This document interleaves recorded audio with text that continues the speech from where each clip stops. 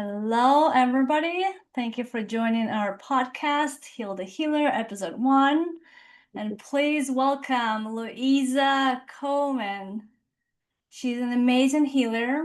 I have a personal experience with Luiza. 5 years ago, she came along my journey when I was having a really hard time, and she helped me to uproot the belief that was not serving me.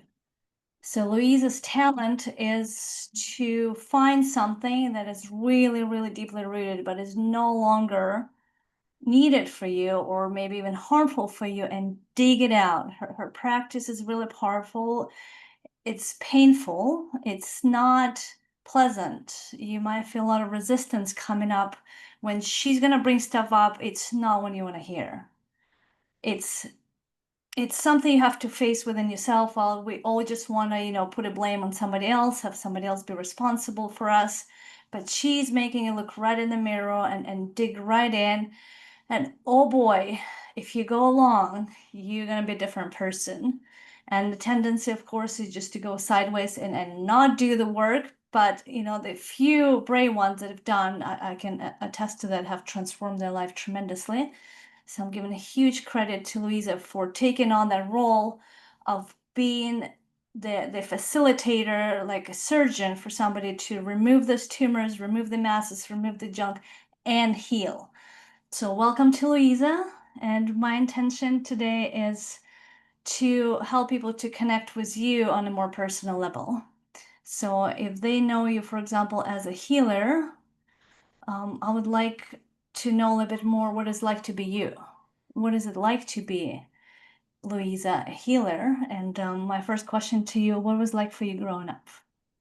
Well, first, before we go into the question, I just want to say thank you for that reflection. And you put it in a way that kind of made me feel better. And the reason is, or like seeing it in a different perspective. And why I say that is because many times I almost felt bad having this gift because it can create some resistance and some issues with people where they're not willing to go in certain places, and then I can bring things up for them.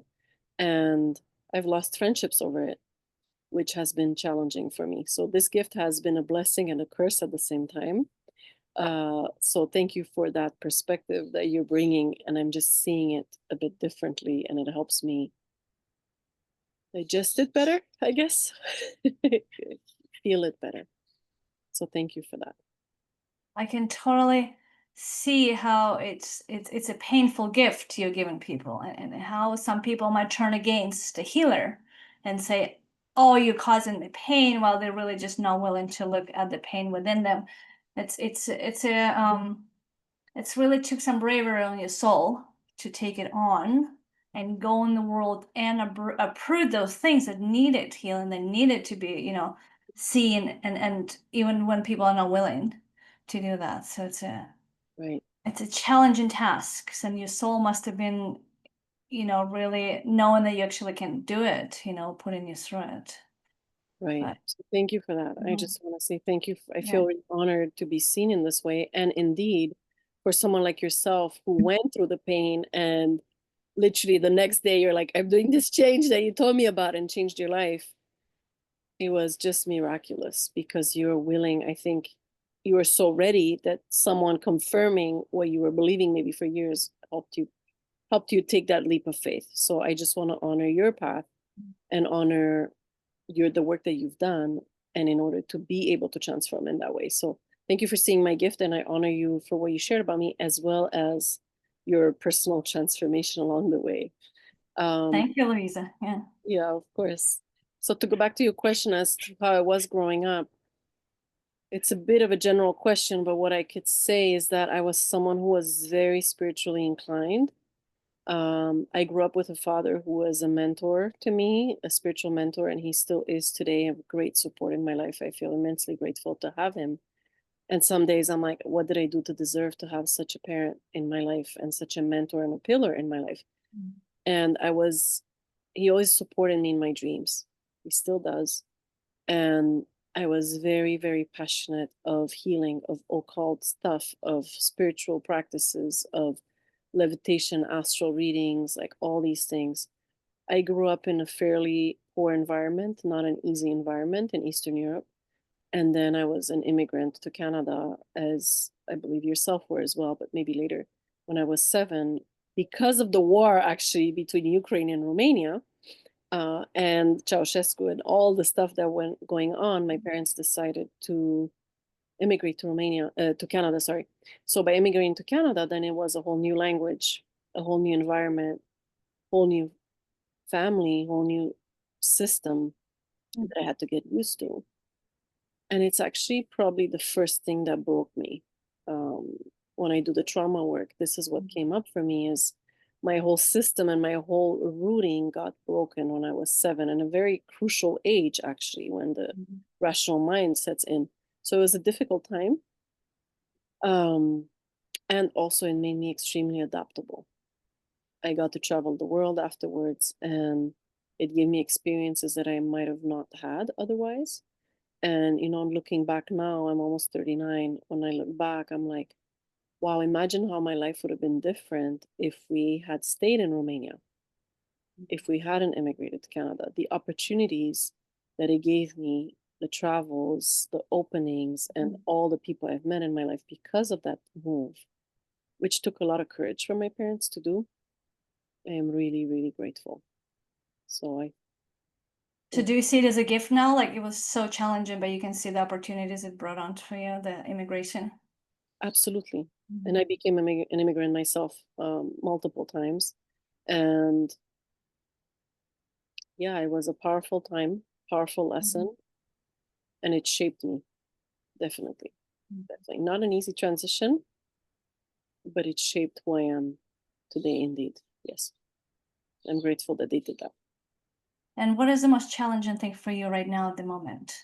You're a mother, I know you're the mother of a young child, you're studying, you live Yeah. in not in Canada, you moved again. So what is the biggest challenge at the moment for you?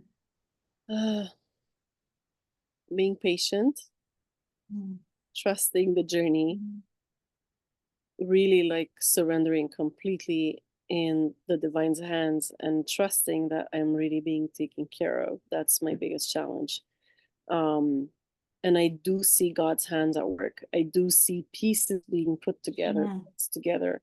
I see my guidance and everything how it came together. And even where I live, I moved to California, trusting, that in a year my visa is all gonna be good and everything gonna come mm, together.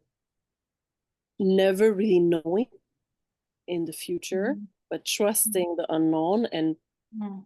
learning to be comfortable in the unknown. It's difficult. It's challenging. It tests a lot of parts of myself. I'd say that's the most challenging, and balancing it all also. Balancing being a full-time mom, a full-time student, starting a practicum this semester, and being happy and having a life of my own and taking care of myself and taking care of my needs and doing it all. And how to be a full-time parent while balancing your life balance is not easy. And I'm just trusting and having faith that everything is perfect, everything is coming together one day at a time, and yeah, trusting the journey. It's hard. When you said you're being guided, I got chills. When you say I'm being led, I'm being guided, I just had this body reaction that you are being guided. So Hmm. that's a beautiful confirmation for you. And what's bringing you the most joy at the moment? I'd say my daughter and my time alone, Mhm, both, like the polarity of both in the sense of like mhm. being with her and not being with her. So, I'm absolutely mhm, loving the town I live in. It's bringing me a lot of joy. mhm, Being here, it's like a dream for me come true to live in California. I don't know why I'm here fully, but I just know that every time I step outside, I just feel so much gratitude, so much joy. It's the energy and the vibration here that I feel really connected with. And I'm just really grateful to be able to build a life here. The community here brings me joy a lot. The projects, my purpose, like everything that's coming together. It's Mhm. everything coming together is bringing me a lot of joy. And you're close to very spiritual places like Mount Shasta, is that right? Yeah. Yeah.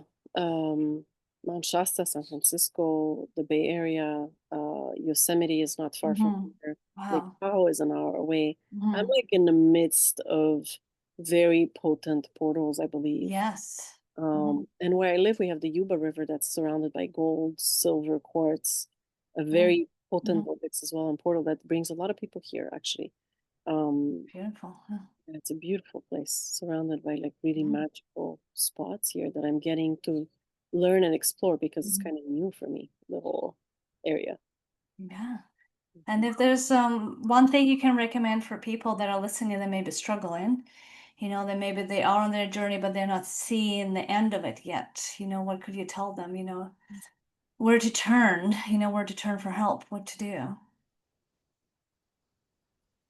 Honestly, my best advice is to keep doing the work, to keep looking Mhm. at yourself, to keep looking inside, to clear the beliefs, to clear the gunk, to clear anything that's in the way. And when people are ready, the mentors come, the teachers come, the guidance Mhm. comes, quieting the mind, having a practice, a daily practice, I know for me was life changing, Mhm. um, because in the moments of crisis, you're able to come back to the self because it's been practiced.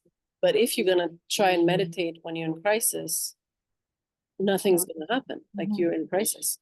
But when that practice is rooted and grounded and continuously within yourself, whenever you're in survival mode or in any type of crisis, you can come back to the heart, you can come back to the self. And I feel having a practice is really important, and having a community, having people to chat and to reflect back on. Anya, you're one example. For myself and for you, like when we have stuff going on, we call each other and be like, hey, I'm going through Mhm. this. Do you Mhm. have an advice for me? Reaching out to people who care for you and who are not Mhm. judgmental, and to feel seen, recognized, heard, and to feel like we're not alone, I think is what makes us human and what helps us get through the challenging times as a collective, as an individual as well. And if the people want to reach out to you, how the best way to contact you? Mhm. You can find me on Instagram, Luiza.mentor, or on Facebook, Luiza Coman, which is just my name, Luiza Coman, Coman. You can follow me, send me a private message, and I'd be happy to connect and chat with you. Beautiful. Thank you so much for your time Thank and you for honoring everything your you do. journey, because I know how it's not easy, it hasn't been for you, and Hmm. still showing up and still carrying the light while you're going through so much challenges. That's a bravery, that's a gift. Thank you, So sister. thank you so much for your time. Thank you. Thanks for doing this podcast. I'm so excited to see who's going to come on your podcast. And I think the topic is just amazing, healing the healer. I think that's beautiful. Yes, right. Not taking the healers for granted, just seeing their journey so they can inspire us. We just think that there's some saints, they just, oh, they're living the perfect life. It's never the Um, case. It's right. not the case, There's no. so much darkness and shadow work behind that Yeah. that we don't always talk about. Mm, That might be beautiful to bring up to the forefront. yeah. Okay, well, thank you, Louisa, and we'll look forward to hearing from you more. Thanks. All right, let's see. How do I stop recording now? Uh, there. You got it.